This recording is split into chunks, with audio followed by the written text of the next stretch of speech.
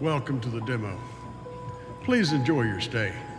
If you want a really good video, lean over there and put your head right in that window right beside you.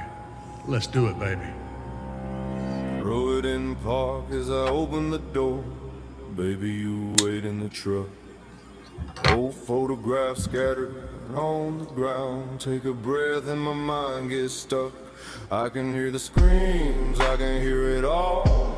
Is it all just in my head? This whiskey bottle is keeping me sane, but I'm stuck in the past that night in the rain. Flashing in the headlights, eyes like a forest fire, running out through the woods. Screaming through the treetops, crashing through the mountains. This guy is up to no good. My blood ran cold as my lights caught a flash of something out across the plains. I stood there staring at a blood-soaked human covered with fur in the rain. The night the werewolf came. The night he went insane. Bloodshed in the rain on the night the werewolf came. The night he went insane. Bloodshed in the rain on the night the werewolf came. The crowd gathered round out there in the woods with guns all ready for war. Shots were fired at the big black beast. I can still hear him roar. The rain that night was a hell of a storm, and the blood ran cold as ice. But no one saw him hit the ground as he ran into the night. The night the werewolf came.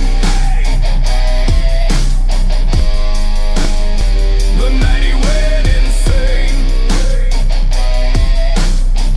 Bloodshed in the rain on the night the werewolf came. If you're out in the woods and you hear the scream, you better get ready to run.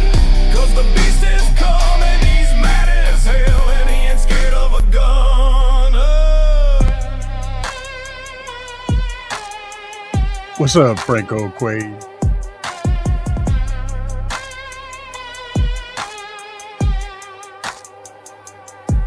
Good evening, everybody, tonight.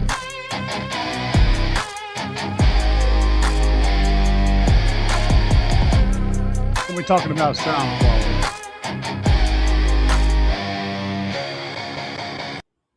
And more importantly, we're going to be talking about sound quality on a budget. So, people will file in here tonight. I didn't make it up last Friday. It was a bad couple of days, and I very nearly didn't come on tonight, but I did. So I'm here. I picked up a Chrysler 300 a few days ago, and I got it for a good deal, good price. It's $2,200, and we're getting ready to do a build in it. Now, in my position, with the connections that I have and the people that I work with, I could easily put whatever system I want in that vehicle. Literally anything. But with what I do, which is make YouTube videos, I chose to go the route of doing a budget-friendly build. You can get my box. Put it in the fridge for me, please. The other one is empty. Just put that one in there, the top one. Ask you if you can check my bank account. Anyway, Sorry, so I've been. Hang on one second. My wife is being a wife. Come back in here in a couple minutes, and I'll tell you. My wife is being a wife, and she needs information, and she didn't realize I was live, so I'll get her that. Okay. Anyway, so I wanted to build this on a budget, a tight budget. and explain to you guys why I'm choosing the equipment that I'm choosing and what I'm upgrading and the reason for those upgrades. Not just throwing money at something and throwing parts at it and hoping for the best. Uh, a lot of cases, whenever you're doing car audio stuff, if you're wanting something that sounds good, first thing we have to define is, are we talking about SQ as in competition? Or are we talking about SQ as in this is what I like to listen to? Um, there you go. And so you have to decide which one of those you're trying to do. And whenever you're in a competitive level, they're not the same thing. Competitive level SQ is a far different thing. But to be mildly competitive, they are similar. Um, you can get a good sounding system that will actually be able to compete with a local crowd, right? A local group of people that are competing. You'll be able to be very competitive, even at a low price. And if you're good enough, you can even be very competitive, even with high level guys at a low price. But that's a trickier thing to do. It requires a very in depth knowledge of how to align speakers to your ears and how to get everything just perfect. We're not really talking about that. That's a different avenue. So what we're discussing at this point is how to make something sound really good to your ear, how to make your family happy, how to make yourself happy, make music take you and give you that wash of sound that takes away problems and makes you relax. When you pull up at the house, you don't even get out of your car. You just sit there and listen to music because it's so relaxing and it's taking away all those tense moments and loosening up those muscles and relaxing your brain. That is what we're talking about. All right. And to get to that point, if you've got a really good car stereo system from the factory, it's probably going to be pretty close to that already. Going to give you that wash of music, that immersive sound. But in most cases, a vehicle that's got a few years on it or a vehicle that doesn't necessarily have the greatest sound system to start with is not going to give you that. So, what do you need to change? There's lots of ways to look at that. You can use an RTA to find out where your dead spots are. That's one way to do it. You just simply play a pink noise track on your system. And I'm sorry, what? Your sister has been officially completely paid off. Okay. Um, Wives. You gotta love them. I wouldn't trade mine for anything. But anyway, you can get an RTA, even one on your phone, and put a pink noise track on. Hold the phone up close to where your head is, and you can kind of see in that RTA where you may have weak spots. And what you're not looking for a flat line. Okay, you're looking for peaks and valleys. Like if it's got a really hard peak in an area or a really big dip in an area, that's where you're looking for. If you see a nice wavy kind of a hill, it looks like a nice rolling hill. Remember the Windows XP home screen? If it looks like that, then you're pretty good. You may need a little EQ here and there, but you're not missing any information or you're not peaking real hard at anywhere. So those are things that you want to look for. If you don't use an RTA, just listen with your ears. Like in the Chrysler 300C that I've got, listening to it with my own ears. I'm not hearing the back speakers at all because you pretty much don't. What I'm hearing is my doors. My doors have got a tremendous amount of bass. I mean, they are really full. The dash speakers are present and you can hear them. They're missing some highs, though. They roll off around 8,000 hertz and then they just kind of die in the weeds there somewhere. So, some just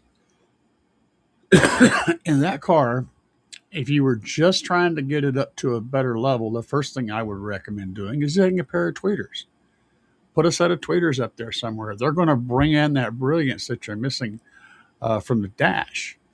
The other thing is the doors produce so much bass, but they don't produce anything below like 40 or 30, 35 to 40 hertz, which is kind of normal for most most information because a lot of stuff doesn't really contain much information below that, which is why you hear people talk about wasted information. Anything below 40 hertz is they consider wasted information. That's where I live. I live below 40 hertz. So I am wasted information. In fact, um, hey, we all take our monikers and run with them, right?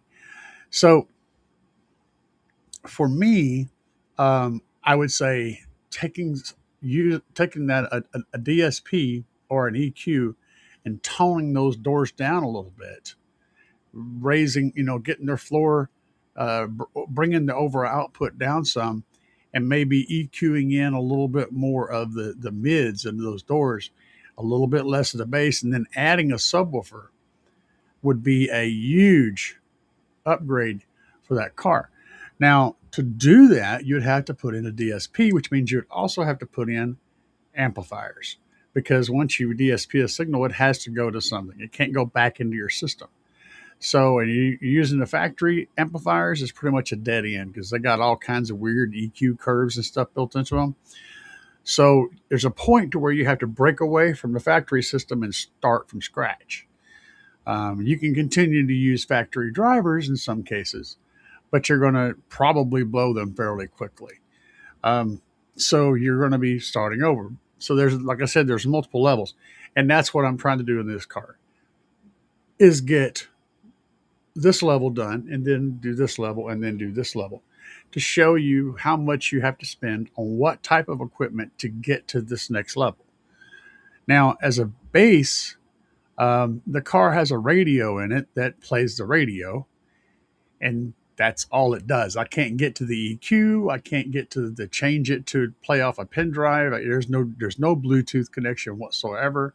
It has a CD player. I don't know if it works or not. So it's got a volume essentially and a radio station changing function. That's all I get out of the thing as it sits.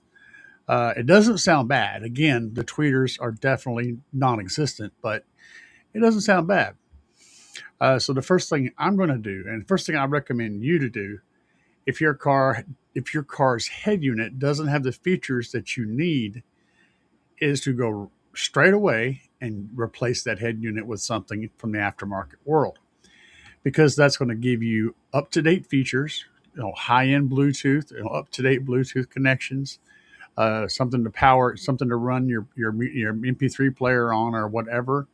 It's going to give you all that media that you need, maps, and hands-free phone calling and all that kind of stuff, backup cameras. So you're going to want to upgrade that to get to that next level anyway. So I recommend putting in a really cool head unit. Now, what type of head unit is going to be dictated by a whole lot of things. What do you prioritize? Do you like watching videos? Do you like having maps on your screen?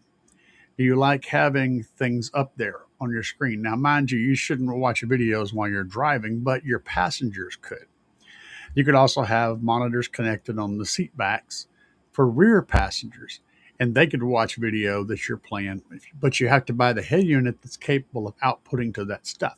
So all of those things are going to be relevant in you picking out which head unit you want.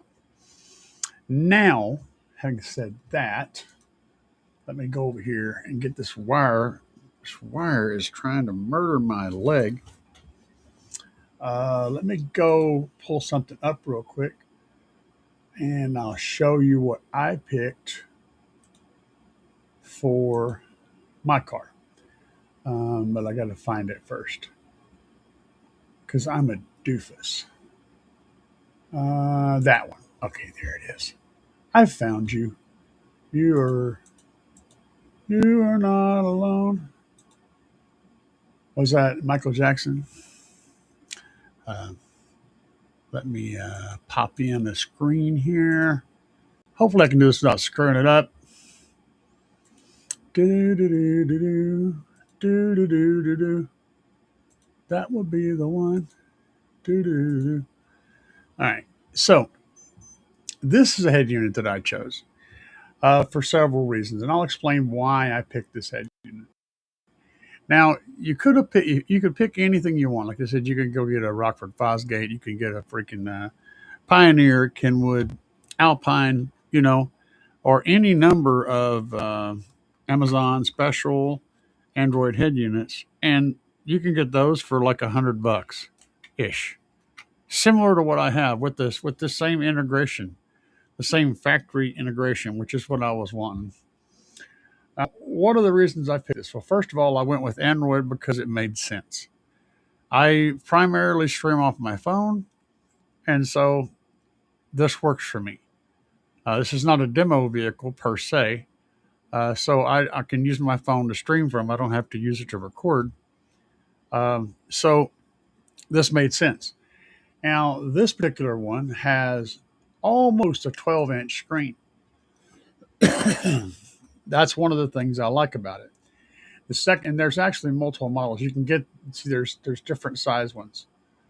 So they vary in size. This one is the cheapest one right here. It's a little smaller. It almost lines up with the bezel. This one is the one that I got. It's a little bit bigger. But the other thing is it has these wonderful knobs on here. And I like having a volume knob and not buttons. And it's going to look pretty good in the car because in the car, we have knobs. Is there a picture that shows it? Yeah. So in the car, let me get to this one. You can see these knobs down here. There's lots of prominent knobs, and so it's going to fit in well on that dash. And I think overall it'll be nice and elegant. Plus, it can play videos and movies and store them and play them on board. It can also do the thing where it does the maps and all while I'm driving, as well as having music playing and stuff like that with the Android Auto and the Apple CarPlay. So it's got all the features plus a big, huge screen to show all that stuff on. And I like the way it looks. I think it's a perfect solution. So this is a relatively expensive Android head unit. It falls in between the typical Android head unit that's, $100 to $200 or less. And it falls in between that and one of the less expensive, Kenwood, Alpine, so forth and so on. So I felt like it was a good choice for the budget build. Again, you can get something like this a lot cheaper, but I wanted to spend the money on this particular item because it's one of the very important items to me. Being able to have the functionality that this has is a big deal. Now, when it comes to the sound, this has enough outputs to satisfy all the stuff that I want to do as well. And it doesn't take up all the weight. It doesn't have all the weight and all the mass to it, since it literally ain't much thicker than that. That's not an accurate picture, but it's not much thicker than that. On the back there, you've got just basically a little heat sink and some panel to plug all your wires in. So the thing don't weigh much. It doesn't take up much space. I like it. It's cool. And I've had really good luck with Android head units. Most of the time they fail. They fail on the screen. The screen fails. That's usually the failure point. But yeah. Oh, and this guy here has all the outputs. So I think it has front and rear, left and right, subwoofer, and it's may have some more stuff, but it's got the basic stuff I need. And I'm going to be using the DSP that's up here behind me. Let's see if I can get my mouse back over here. So if you see up behind me, the one with the blue light on, that's the B2 610 DSP. That's going to go in there.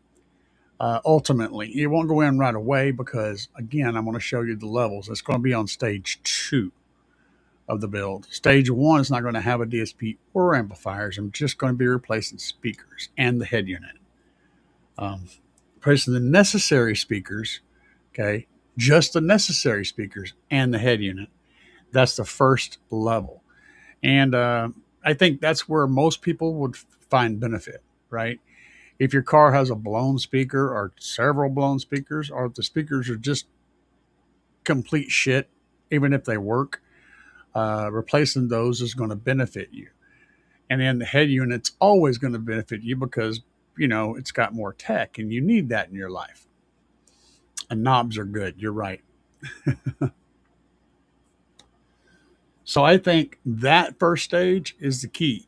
And the second level of that would be to add a subwoofer. But I'm not one, I will talk about that in the video, but I'm not one to typically just add a subwoofer because you typically will overpower your mids and highs when you do that.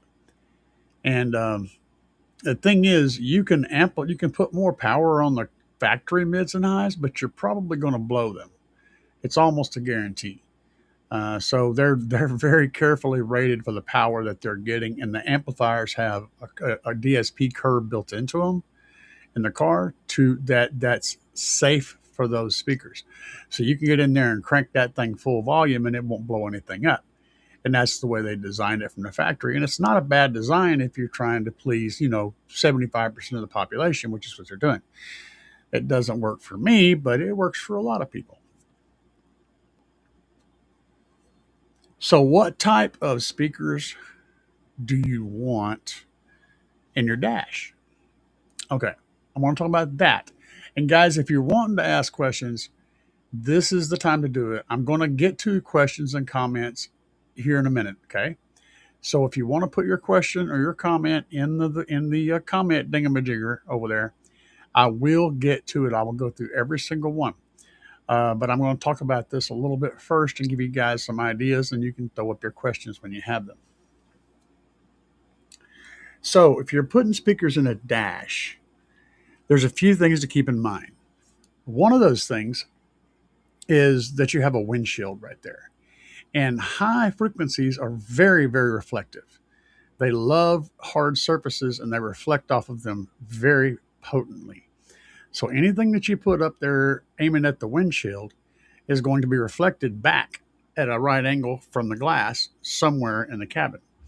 And you're also going to receive the sound coming off of the device as well as the reflectance. You're going to get kind of a double whammy. You're getting a boosted signal, almost like having a port on a subwoofer. So if you put tweeters up there, you're going to want to dial them back a lot because they're going to be really bright coming off that glass. And the angle that your glass is at versus the angle of the speaker versus your seating position all plays a part too. If you think about playing billiards, playing pool, right? When you shoot a bank shot, it's the same concept. The windshield acts like a bumper, and then the sound hitting it comes back at the same angle that it hit the windshield. It's going to reflect back. And if your head happens to be in line with that angle, you're going to get a really potent signal from that driver. Now, on the other side of the car, on the passenger side of the car, you're going to get a different bank shot because now you're shooting it up, but the sound that's coming to your ears coming from a different angle. So you may get a really hot driver tweeter and a really weak passenger tweeter because of the angle. Glass can really mess with you. So keeping that in mind, if you're shooting signal upwards to the glass, you ask yourself, do I want to focus that and use that as my source, or do I want to angle that driver a little more back to where it's not firing at the glass so much and have a wider dispersion pattern, a lot more off-axis ability so that you can pick up that sound firsthand from the speaker. And it may be on one side, you may do one thing and do a different thing on the other side.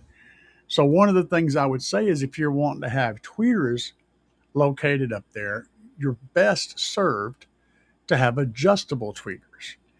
Also, you may consider looking at tweeters that are point source, because typically the tweeters that sit on top, let me go back over here and show what I'm talking about.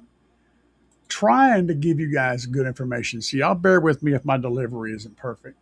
I'm going to pull up these kickers, but mind you, this represents all kinds of guys, okay? I just happen to have these handy. So you see the tweeter is located here, right? And then there's this diaphragm around it. Now what that does is it makes that tweeter very, very potent in this direction, shooting straight off of that speaker. But if that speaker was turned at 90 degrees to your ear, this diaphragm would basically completely isolate the tweeter sound from coming straight out of here and going towards your ear. It's like a fence, okay, a wall that's stopping the sound.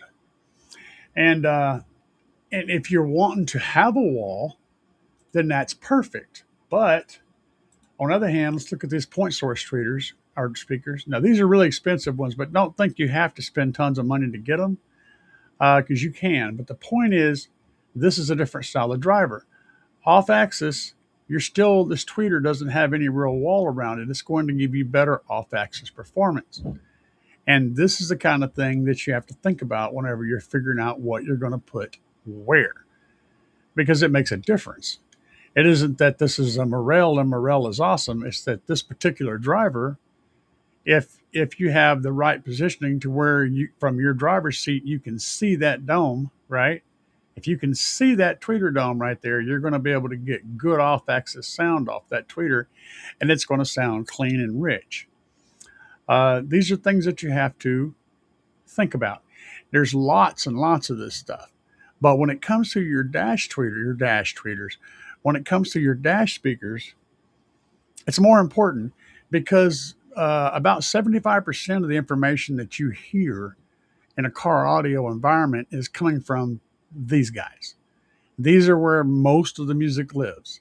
The guitar, the vocals, a good portion of the drums, the piano, the saxophone, all lives in these little 3.5-inch speakers that are in your dash. All that's happening down there in your kick panels or your doors is, low end drums and bass notes and things of that nature, maybe some baritone vocals. But most of it comes from these little speakers. And if they're not positioned correctly or designed correctly for your application, that's the important thing. For your application, then you're going to suffer losses.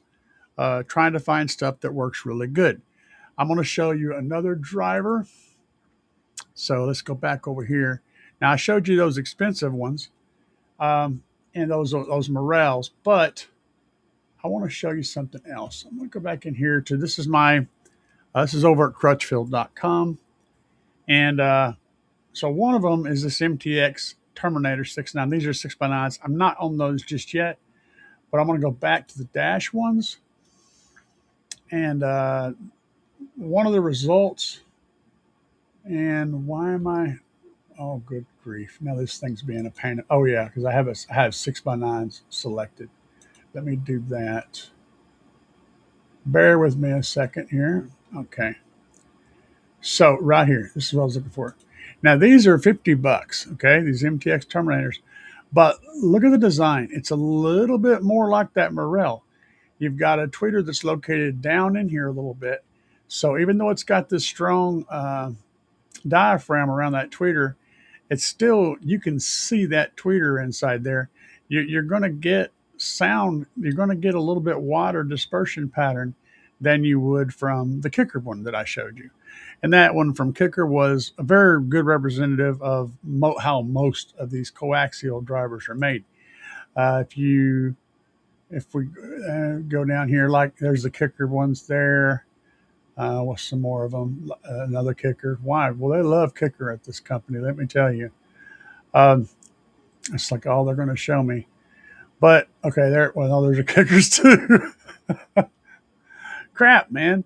Anyway, they all are made that same basic way. Most of them are. So finding something that has a little bit more of an open dome can give you a wider dispersion pattern and a better off-axis performance, and that's going to help. Another thing you want to look at is, and let me see if I can find some that are bad. All right, this particular pair of Kickers has the PEI balanced dome tweeter.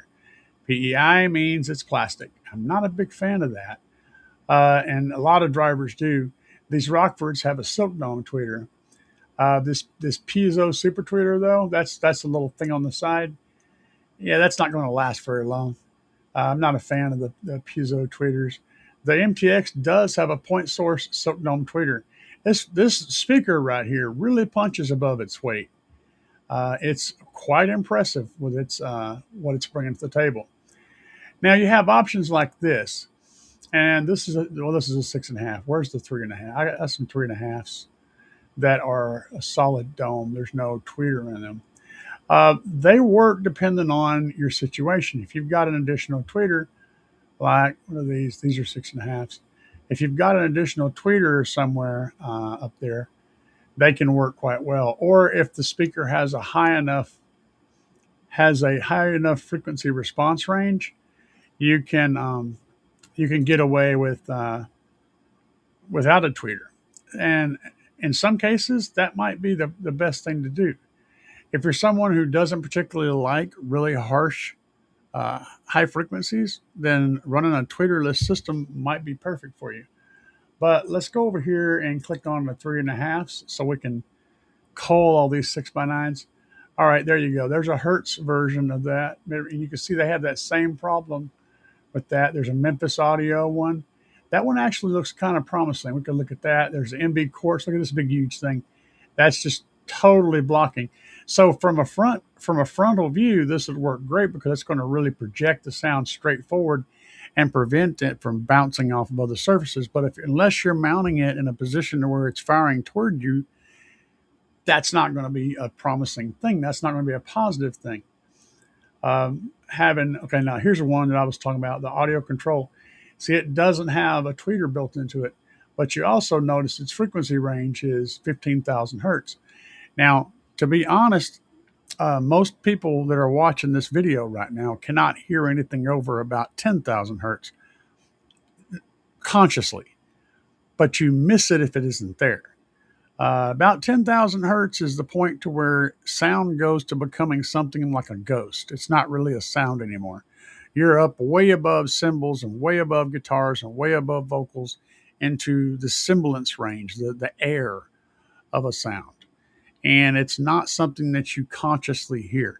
I could play you a song that is completely cut off at 10,000 hertz, and you would not notice that it was gone. You would think it sounded perfectly normal. Most devices, like a smartphone, for example, doesn't play anything above about 10,000 hertz. Most YouTube videos are cut off at 10,000 hertz. So having something that doesn't go to 20,000 isn't necessarily a bad thing. The thing is, though, if it's not there, you do kind of miss it. It's not quite, it doesn't sound quite right, and you won't know why it doesn't sound right. But it won't. So yeah, looking at different options, and all of these are made differently. They love to focus these drivers. But I saw that one. Let's go back up here and have a look at it. What was it? The Memphis. Yeah. Let's have a closer look at this Memphis. Well, it's got a diaphragm around it too. They love to do this for a couple of reasons. One, it's structural, holds everything in place. Two, it protects the driver. But honestly, it causes, unless the speaker is firing toward you, it takes away from its performance. So all of these are details that I look for when I'm purchasing, depending on what I'm going to do with that driver. This is kind of interesting. It's a little more open, these Hertzes. That might not be a bad choice. Now, if your driver's positioned in such a way that it's mostly pointed toward you, any of these drivers would work. In fact, having one with more of a diaphragm on it might be a benefit, because if you can fire the speaker straight at you, and then you can stop it from playing around it so it's not bouncing off of the glass and off of the hard surfaces, you're going to get a better sound. But in a car, that almost never happens. You've almost always got a speaker that's firing somewhere where it shouldn't, and all you're receiving from that is bounced off sound. So now you have to figure out how you're going to play that, because you just got to work with what you got. The car's environment is very unfriendly for music.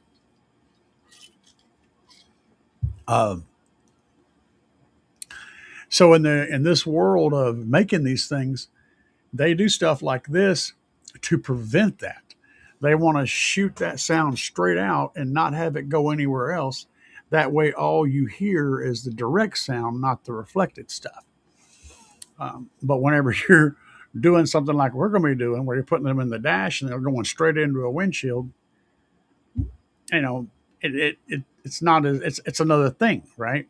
And I have a video that I put up earlier today on testing these two different drivers, and I showed how the sound changes in the video. I show how the different angles of the windshield makes it change, how the different angles of the driver makes it change. All of this stuff comes into play.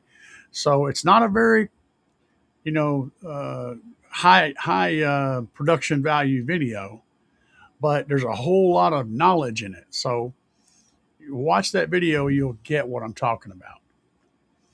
Now I'm going to jump over here back to the standard thing, and I'm going to look and see what's going on in the chat because there are a few chat messages. Franco Quaid said, "What's up?" Rick Ross is in the house. What's up, Rick? What's the model number on the DS18 tweeters I got in my truck? Let me see if I can remember it off the top of my head. The DS18 120B or the DS18 120. The 120 is the silver version, and the B is the black version. And those things are great. They're inexpensive, and man, they can throw down. Now, the ones I'm actually using in my Tahoe right now are not the DS18 tweeters. That's the ones I was running for a while. What I have in there now is Slaps Audio Super Tweeters, and they do a good job too. And there's only one, so you don't need a model number. You just look at Slaps, use discount code CAE, and check those out. And I'm really enjoying them. They do a real good job. I cut mine off at 5K and up. I always do 5K and up. I don't like blowing tweeters, and I'm a tweeter blowing freak, man. But yeah, the 120 and the 120B is what you're asking about with the DS18. Bobby B said, "Yo." Wayne says, "Knobs are way better." Yeah, I'm a fan of knobs, man. I like to be able to reach over and just, do that. And this thing also has full connectivity to hand controls or to steering wheel controls, so it automatically is mapped to the hand control or the steering wheel controls in the car. So all you got to do is plug the thing up, and Bob's your uncle. It's going to make that work. And yes, that is handy, and that's where the DSP can come in. You could use the stereo as an output to different amplifiers, and you can control it in the stereo to a degree, depending on what stereo. But I'm going to be outputting the stereo straight into a DSP, and then doing all of those controls and outputs, further outputs from the DSP out to the amplifiers. But I will be talking about both. Car Audio Obsessed, what's up, man? Who does not like a good volume knob? I know, right? And it's got to feel right. Back in the day, in the 70s and 80s, we there was the volume knob and there was the tuning knob. And one of the ways you could tell if you had a really good tuner was you could grab the tuning knob and spin it, and it would just go all the way across. And if it was really cool, the needle would go all the way across, hit the end, and bump, and then come back a little bit. That's when you knew you had quality, man. That was the sign of quality. And the knob had little clicks. The volume knob had little clicks in it. It wasn't just a smooth. You could feel the little clicks, little tiny clicks. These are little things that they put in. And if you had those two kinds of knobs, man, that was a good setup. This was in home equipment, though, mind you. What?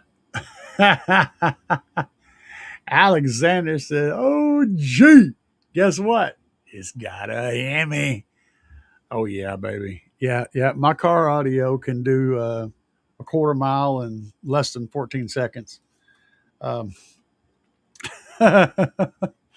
like 13.6 or 13.8 or something. It's downright quick. And I was on the road going to get it inspected, and my wife was riding with me, and I said, "You want to see something?" And I just mashed it real hard. She cussed me out, so I had to let off of it. But she wasn't in the mood, and so I just backed off. It was biding my time. That's the first time I'd stood on it at all, though, and Whoo, son, that thing will come to life under your butt real fast. Man, cool car. Is Bobby's birth a happy Friday? Happy Friday.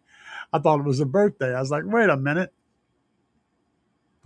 Let's see here. Car Obsessed. Happy Friday. What's your thoughts on welding, 2 gauge? What's the pros and cons? Oh, well, shit. That's all I run for the bulk of my power runs is in my everything. Um, so, okay, welding, 2 gauge. I run the Temco wire from front to back when I'm needing a long power run out, especially outside the car or anything that goes into the engine bay. I like using welding wire because it has significantly higher melting temperature than your typical car audio power and ground. It's like way, way higher. It also has better abrasion resistance, so it's tougher. And that's what I like about welding wire. Now, on the downside to welding wire is it's never tinned, okay? And tinning can help prevent corrosion. So that's why car audio wire, the good stuff, tends to be tinned. And that tinned copper is naturally resistant to corrosion. And that's a plus. So if you're running welding wire, you want to make sure you seal it up really good with a good thick glue in your heat shrink, and you heat it up to the point where the glue melts and seeps out the ends a little bit of your heat shrink. And that way you get a nice seal and you keep the copper that's in there from being exposed to the weather. Therefore, you don't end up corrosion in your copper. Another thing about welding wire is it tends to be stiff and hard to work with. And that's that's the biggest one that everyone bitches about. However, if you go and use FlexWhip, FlexWhip, welding wire, you get welding wire that's about the same floppiness as like New Concepts. It's really soft. It also still has the ridiculously tough casing, and it's very, very high temperature casing as well. So that jacket is tough. It can take a lot of abuse. The Flex Whip tends to be a little bit more pricey than your average welding wire, though. So it ain't going to be a tremendous amount more, but it costs more. If you really want to run something that's ridiculously tough, and also is flexible, then that's the wire. But if it doesn't need to be flexible, just run Tempco or Windy Nation or something like that. I run Tempco because I've just been buying the same stuff over and over again. The red and the black. Bob's your uncle. If you're going to be dragging a wire under a car down there where you could potentially have abrasion, you could have the bottoming out, you could have tire rubbing against it, you could have, potentially exhaust comes loose and dumping exhaust under the car. Some weird way it manages to be dumping it right on your power wire. All of those types of weird things that probably won't happen but could happen. Having a wire that's designed to work in an industrial environment and be abused heavily is a better choice than having a wire that's designed to be run inside of a car and never see any of that stuff. So that's my take on it. And I like running Tempco. That's what I run primarily is Tempco. I've got a set of their crimpers that I like using too. That's the ones that I carry around in my Tahoe all the time. So that's the answer to that question. I know I didn't have you up on the screen, but that was the question. Theseus. I think he's commenting on the image. Yeah, not everybody's going to get it, okay? But that's what this car is going to be called, Theseus. I want to see how many of you know what the hell I'm talking about. And if the spelling is necessary, it's Theseus. If you know what I'm referring to, then you'll get why the car is going to be called Theseus. Let's see here. Been a while since the CAE Live. I just had a week. I took a week off last Friday. I felt really bad. I can't remember why, but I was a train wreck, and I just wasn't ready for a show. Today is one of those days too, but I went ahead and did the show because for me it's this is a point of relief for me. Um, it relieves certain stresses, so that's good. Bobby, and Dubby. What's up, Dubby from Down Under? Cardi Obsessed said, have you seen the Audio Control 3.5 inch? I was looking at it earlier uh, over here. Yes, I like, but they're out of stock everywhere. I saw them out of stock everywhere. Um, what I'm probably going to be running is one of the two drivers that you guys saw in that video. If you didn't watch the video, I don't know what to tell you. Harmony Audio. I may end up also using their 6x9s. The Harmony Audio Carbon series, I believe it is. That's what these mid range drivers are. These 3.5s, and they're good sounding speakers. And if the tweeter, which is in the Carbon series, is the same tweeter in the 6x9, I think it'd be a good setup. And I'm one of those people personally. I have no issue with having tweeters and coaxials in the doors and also tweeters on the dash. For a lot of people, having multiple sources for tweeters bothers them. For me, it does not. I like to have a tweeter involved in any point of mid-range sound I have. So my personal preference is always been to run a tweeter in the driver in the door, and also have tweeters up on the dash if I didn't have mid ranges up there. I like both, and I find that for my taste in music and my taste in sound, it suits my personal taste.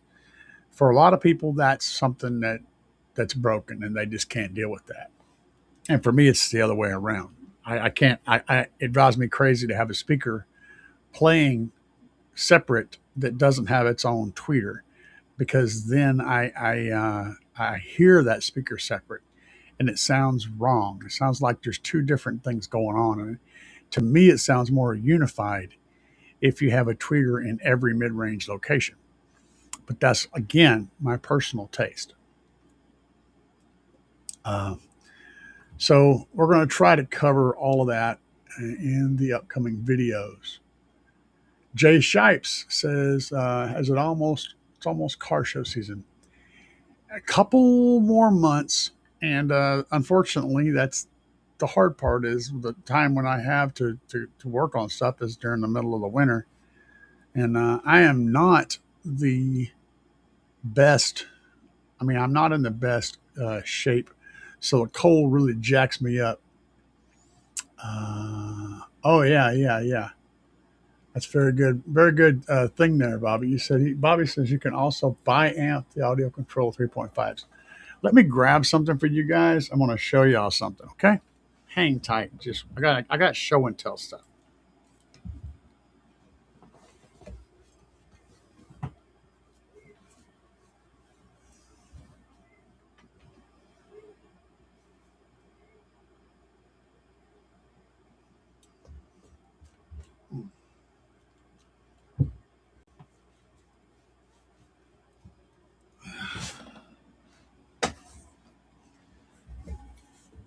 All right, so I went and got one of the harmonies over there from my shelf.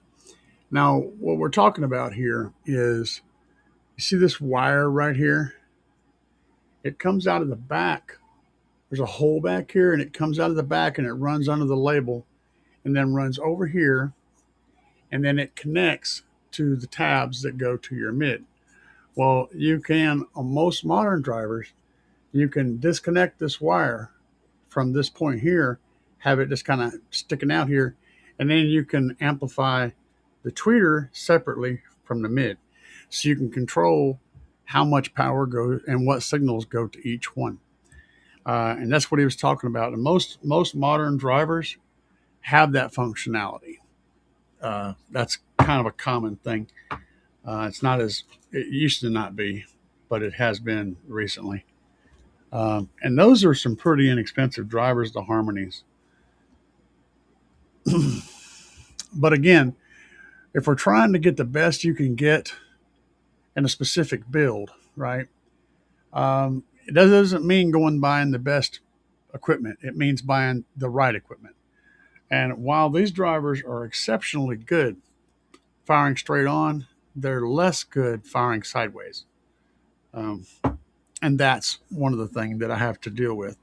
Now, of course, you can always DSP that and fix that problem, but I like to fix things in the physical world as much as I possibly can before I start pulling out digital tools to sort the things out that I can't fix.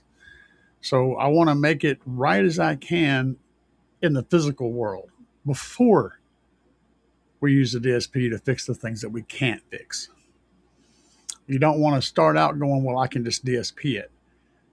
Figure out how you can make it better without the DSP first. That's my objective. That's what I do. And Franco Quaid said, do you have a center channel? Don't think so.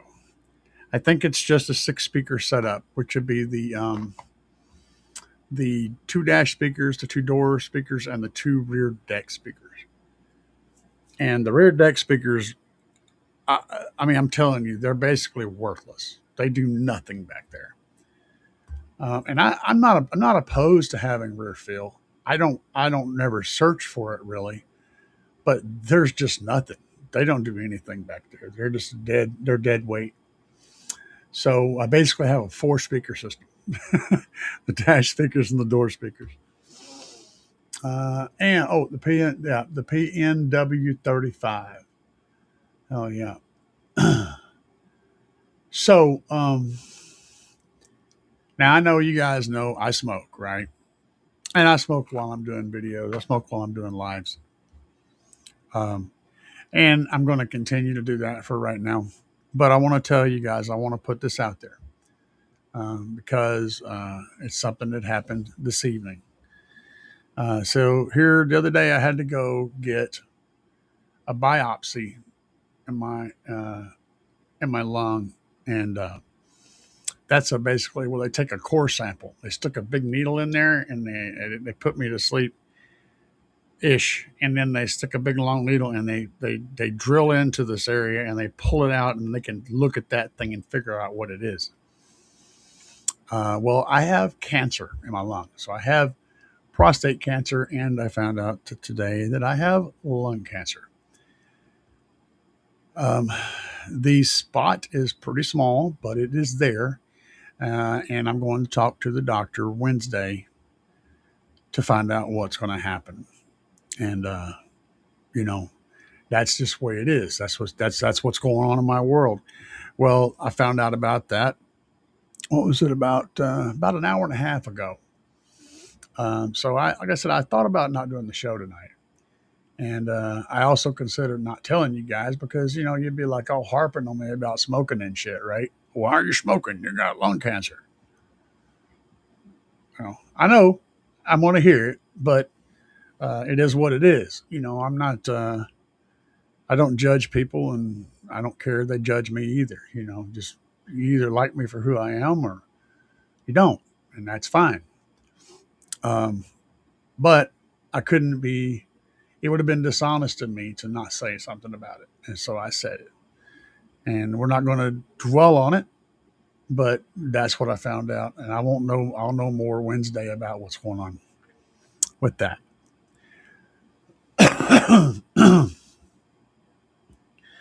But oh my God, the pain after they put that needle in there, they hit a nerve in my back, and it had me jacked up all day. I woke up, I literally, dude, I was freaking out when I woke up. I told that lady, I said, I couldn't lay in that. I woke up right when they did it. I was on the operating table, in the CAT scan device and on the operating table when I woke up, and they freaked out because I was coming out of there. It hurt. They hit that nerve and it wrecked my shit. And I told that lady when they got me into the recovery room like 30 seconds later, because they was getting me out of there. And I told that lady, and I said, I need you to let this damn guard thing down on the side of this bed where I can sit up, because I could not stay in that position I was in. I was freaking out. She said, I can't do that. You know, you're, and I'm like, yeah. I said, you better do it, or I'm going to crawl off the end of this bed. You're going to wind up having to pick me up out of the floor. At that point, she went and let the damn thing down so I could sit up on the bed, hang my feet off, and get in this position where my back and all those muscles were kind of neutral, and I could breathe, and yeah, I was messed up. But anyway, let's see here. Watching videos every day. I was doing lives on Friday and Sunday, but that just got to be, it was just wearing on me quite a bit. So I switched to just Fridays. And last Friday I don't remember exactly what was going on, but I was tired and I just I did not feel like doing a live. So I had to do one tonight.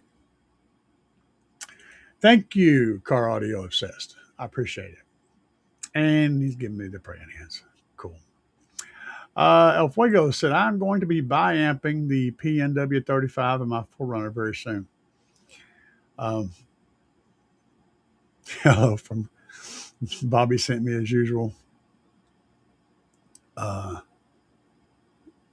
Yeah. And I mean, like I said, remember, guys, I could do whatever I want to on this. I mean, I could literally shoot out a message and have a whole pile of stuff sent over here. Whatever I want to run, I could get it at cost or next to nothing, depending on the stuff. So that's not the thing. It ain't even what's the best. It's about what is the best that's also the best budget friendly option. So yeah, that's kind of where I'm at. So keep that in mind. Franco Quaid said,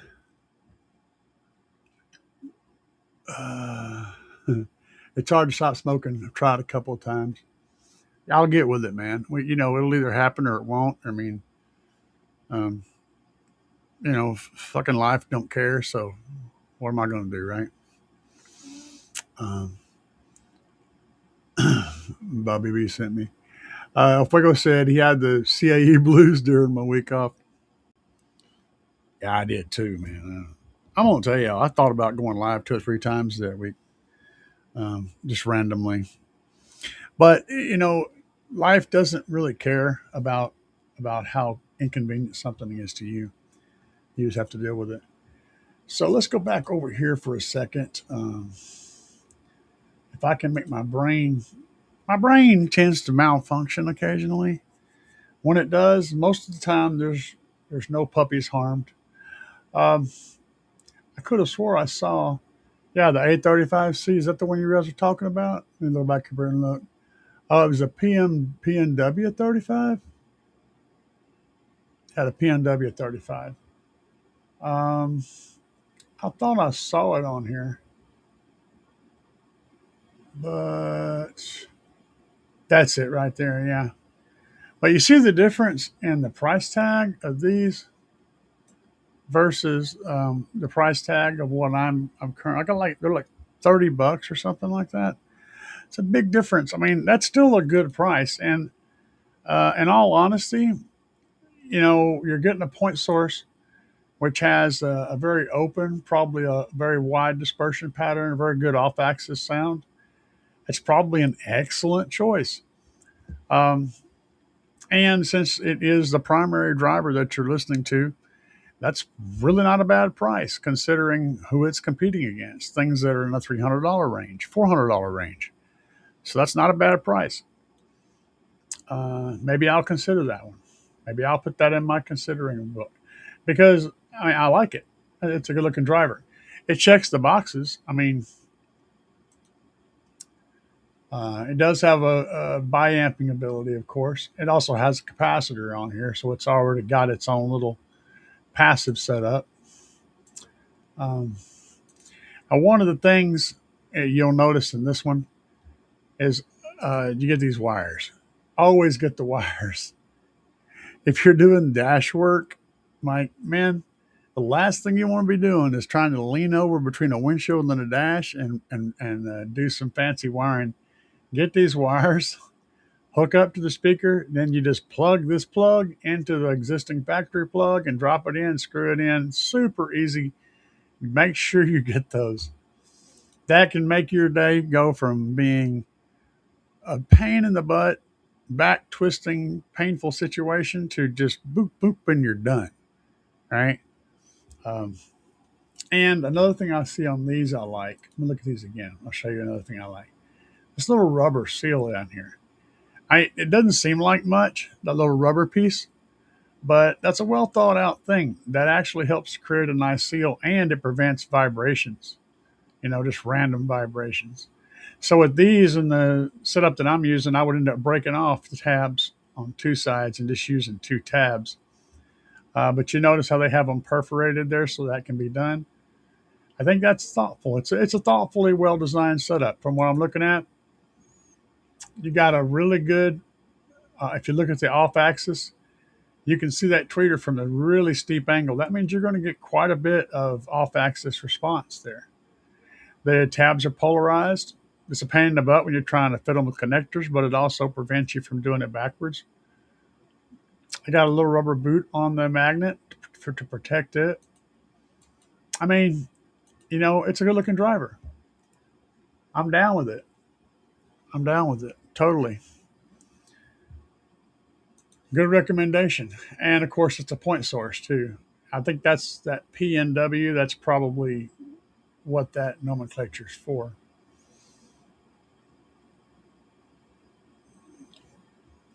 There's the JL. Look at that price. Ooh. I got a buddy that's got this whole setup in his car. And yeah, they do sound really good. And the stadiums. God, I love my stadiums. And that's just a little pair of 2-inch mid ranges. But they are some really good speakers. I'm a huge fan of the stadiums. Morel Carbons. Yeah, I mean, I know people that run all this stuff. It's crazy. I've heard a lot of this. These big, huge, the Focals, these big, huge, extremely expensive stuff. I've heard a lot of these bills. Um, but yeah, so let me jump back over here. Do you guys have any questions for me tonight? Because I'm not going to be doing a 3 or 4 or 5 hour show tonight. I did jump on here, and I'm going to be doing whenever I start getting equipment in. The first thing I'm going to be doing is the headlights and the fog lights, and the tail lights, and I'll probably make videos on that stuff. And I'm redoing that front clip. I'm going to repair it so that it fits properly because right now it's kind of broken underneath a little bit. But I'm going to get that looking back to about 95 to 98% right, which will be 5-10 feet away. It'll look perfectly normal. That's what I'm shooting for. But it's getting all new headlights, fog lights, and tail lights, the whole assemblies and everything. That's going to make a huge difference. And I got to find a wheel to match the factory wheels, so that'll be good. But the first car audio thing will be putting the head unit in, and then we'll go from there and see what happens. Calvin Ford put the MVX 3.5s. They were $50. We got the harness, an angled ratchet wrench. I mean, hey, good night, brother. And I'm gonna do my best. I mean, here's the thing. I feel fine. I mean, other than my back hurting from the freaking test, um, and the other problems I already have, I don't, I don't have. It isn't like I feel bad. It's just a ticking time bomb. That's what I have. It's not. It doesn't affect me right now. It affects me when it explodes. Right. That's how that works.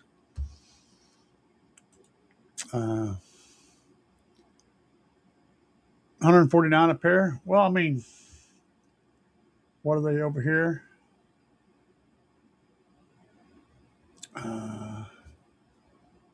They weren't that bad over here. Yeah, they're 149 also. Same exact speaker. But if you get them through Crutchfield, you get the wiring harnesses for free, and you get Crutchfield's warranty and all their support. That's I'm down with that. Um, and it's the same price. Let me be. Keep the run. Hardware. Thank you, El Fuego. I'm not sure what I'm doing yet. I don't know. Um, so yeah, I don't know. I don't know. We'll have to wait and see, Bobby. Um, but we are going to check out of here. So, guys, um, check out the videos I put up and let me know what you think. Again, if y'all have any questions that are watching this later as a standalone video, leave it in the comments and I will get to them. I read every single comment that hits every video, and I will respond to it if it deserves a response. If it's just a statement, I may just give you a thumbs up. If you have a question, I'll try to answer it. But I do read every comment and I do acknowledge the comments. Um, so, and I appreciate you guys for stopping by. And we'll see what happens with this crazy thing we got going on. But for now, Bobby will tell you, you know what time it is. Let's get the duck out of here. Yeah. Yeah.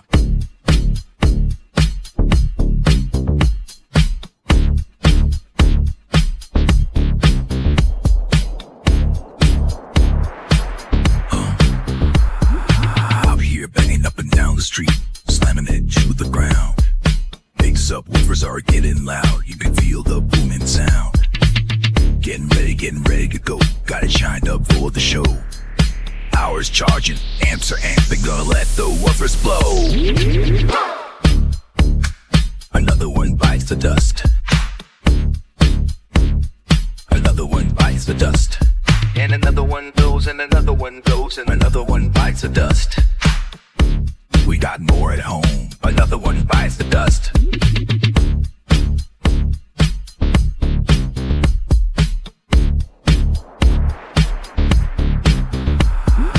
Wires are glowing and the amps smoking. Subs are cherry red. Let me keep jamming, gotta keep the bass slamming. Gonna go hard till they're dead. Full power, gotta let it go. 20 hertz in the floating air. Sparks are flying, voice cords are frying, and the smoke is in the air. Another one bites the dust. Another one bites the dust. And another one goes, and another one goes, and another one bites the dust. Hey, we got more at home. Another one bites the dust.